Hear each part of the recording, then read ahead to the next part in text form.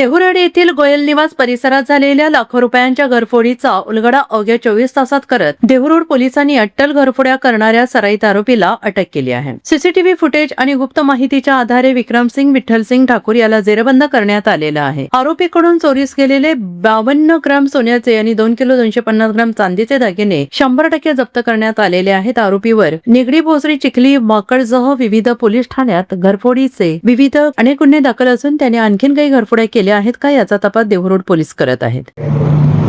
देहुरोड हद्दीमध्ये गोयल निवास आहे।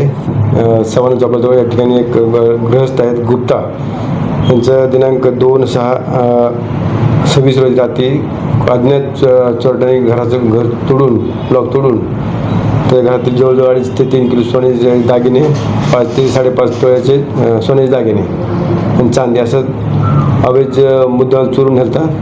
असा गुन्हा गंभीर असल्याने मान्य DCP मॅडम, स्वतः मॅडम, ACP कुबडे सर हे तात्काळ घटनास्थळी आले।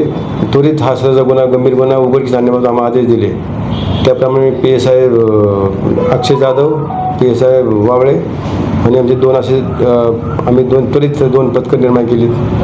सदर पथकाने त्या सदर परिसरातले 100 ते 150 फुटेज चेक केले। एक आम्हाला संशयित रिक्षा दिसली, रिक्षाचा आम्ही रातोरात पाठला करून तो रिक्षा आम्ही पथकाने देहुगावला ट्रेस केला।